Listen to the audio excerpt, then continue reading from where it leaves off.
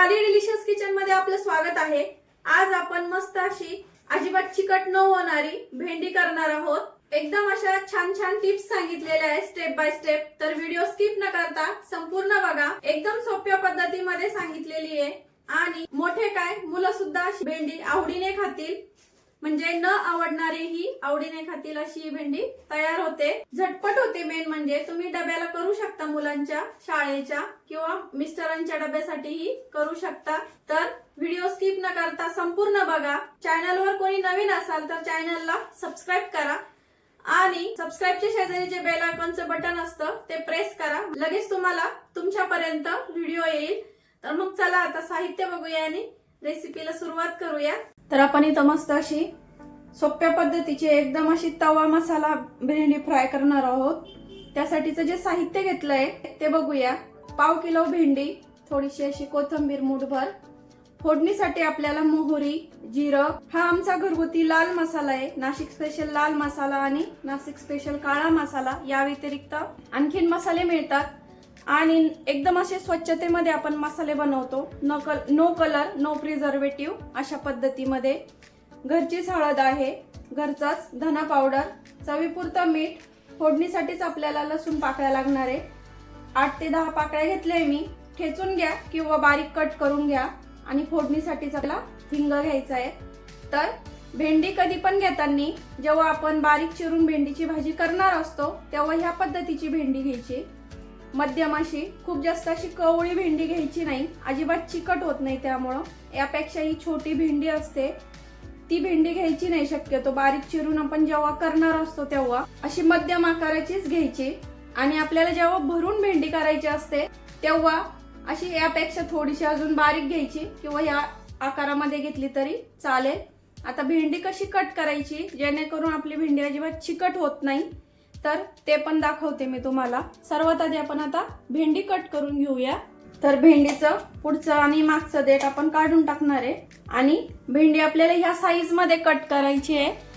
अजिबात अशी खूप जास्त पातळ किंवा खूप जास्त अशी जाड करायची नाही।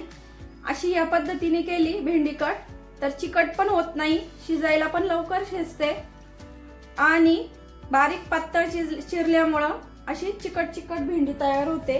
त्यामुळं अगदीशी सुटसुटीत तयार होते अशी भेंडी कट केल्यामुळं। तर मग आता याच पद्धतीने मी सर्व भेंडी कट करून घेणार आहे। अधून मधून चेक करायचं भेंडी किड्याची आहे का काय। हे बघा ह्या पद्धतीने असा सर्व भेंडी मी कट करते।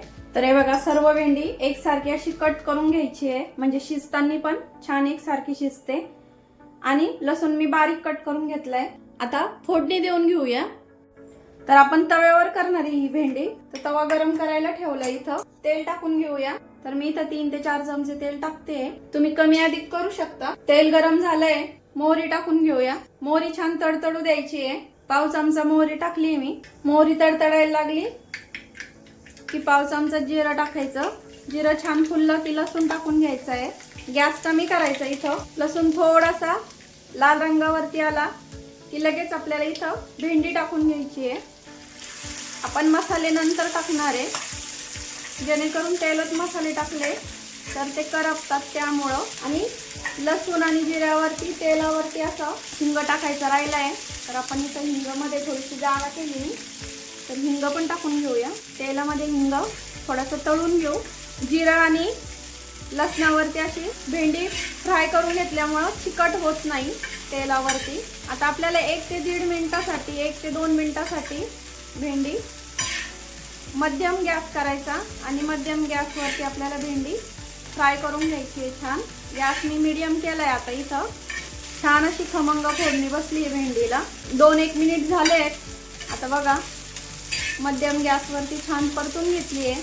थोडंसं असं पाणी सुटतं भेंडीला स्टार्टिंगला, म्हणूनच स्टार्टिंगला मसाले टाकायचे नाही लगेचच। आणि आपल्याला झाकण ठेवायचं नाहीये भेंडीवरती, कारण भेंडी आपली कवळी एकदम छान अशी कवळी लुसलुस, आणि झाकण ठेवल्यामुळे भेंडीचा रंग पण बदलतो त्यामुळं। आता बघा थोडी अशी सुक्की व्हायला लागली आहे भेंडी आपली आणि थोडीशी मऊ पण झाली आहे परतल्यामुळं। आता अशी पसरवायची आहे पूर्ण तव्यावरती आणि आपल्याला हवे तेवढे मसाले, तुम्हाला कुठले कुठले मसाले टाकायचे ते मसाले सर्व टाकून घ्यायचे आणि पसरून टाकायचे। तर मी इथं हा आमचा घरगुती लाल मसाला मध्यम असा तिखट आहे, तर तो मी इथं 1.5 चमचा टाकून घेते। तुम्ही ही भेंडी हिरव्या मिरचीत पण करू शकता। धना पावडर पाव चमचा, धना पावडरने खूप छान टेस्ट येते, त्यामुळे धना पावडर शक्यतो टाका तुम्ही, खूप छान लागते भेंडीच्या भाजीत। आणि पाव चमचालाही कमी हळद टाकायची आहे, खूप जास्त हळद नाही टाकायची कारण मसाल्यात पण हळद आहे। आता सर्व मसाले मिक्स करून घ्यायचे, भेंडीला लावून घ्यायचे। आणखीन एक महत्त्वाची टिप सांगणार आहे, त्यामुळे व्हिडिओ स्किप न करता संपूर्ण बघा। आता बघा तुम्ही, हे बघा किती छान अशी मोकळी सुटसुटीत व्हायला लागली आहे मसाले टाकल्यावर। गॅस मध्यमच ठेवलाय मी, जेणेकरून मसाले पण करपणार नाही आणि भेंडी पण छान शिजेल। आता अजून 2 ते 3 मिनिट मी छान भेंडी अशी परतून घेते। तर बघू शकता तुम्ही किती अशी मोकळी आणि सुटसुटीत झाली आहे भेंडी। हे बघा अजिबात अशी चिकट झालेली नाहीये आणि भेंडीच्या ज्या तारा तुटतात चिकटपणाच्या त्या पण तुटत नाहीये, बघू शकता। हे बघा, न आवडीने खाणारे सुद्धा आवडीने खातील अशा पद्धतीची आपली भेंडी तयार होते। आणि शेवटची महत्त्वाची टिप म्हणजे मीठ सर्वात शेवटी टाकायचं भेंडीला कधी पण, त्यामुळे पण भेंडी चिकट होते स्टार्टिंगला जर मीठ टाकलं तर। आता आणखीन 1 मिनिट भर आपण मीठ छान असं मिक्स होईपर्यंत किंवा भेंडीला लागेपर्यंत आपण भेंडी फ्राय करून घेणार आहे। आणि तुम्ही भेंडीचा रंग पण बघू शकता, आहे तसाच आहे हिरवा। आता सर्वात शेवटी थोडीशी अशी कोथिंबीर, आणि भेंडी पण छान शिजली आहे, हे बघा छान अशी मॅश होते बोटावरती। आता कोथिंबीर टाकल्यावर आणि मीठ टाकल्यावर अजून थोडीशी परतून घेऊया आपण 1 मिनिट आणि गॅस बंद करूया। भेंडी खाण्यासाठी आपली रेडी आहे। अगदी 5 ते 7 मिनिटात ही भेंडी तयार होते। तर हे बघा आणखीन जास्त 1 मिनिट भरानी पुन्हा आणखीन जास्त मोकळी सुटसुटीत झाली आता भेंडी। आता गॅस बंद करूया आणि सर्व करूया। आवडीने न खाणारेही आवडीने खातील अशी आपली भेंडी तर तयार झालेली आहे। तर ट्राय करा आणि मला कमेंट करून सांगा का तुम्हाला रेसिपी कशी वाटली ते। मुलं सुद्धा आवडीने खातील आणि रंग वगैरे बघू शकता किती आहे तसाच हिरवा। तर मग रेसिपी नक्की ट्राय करून बघा, कमेंट करा आणि जास्तीत जास्त व्हिडिओ शेअर करा। तर बघितली ना तुम्ही किती छान अशी सुटसुटीत मोकळी आपली भेंडी तयार झालेली आहे। तर रेसिपी नक्की ट्राय करून बघा। रेसिपी तर आवडलीच असेल, त्यामुळे लाईक शेअर सबस्क्राईब करायला विसरू नका। रेसिपी नक्की ट्राय करा, कारण घरचं जेवण आहे खरंच स्वादिष्ट असतं। अशाच नवीन छान छान रेसिपी सोबत पुन्हा भेटूया, तोपर्यंत धन्यवाद।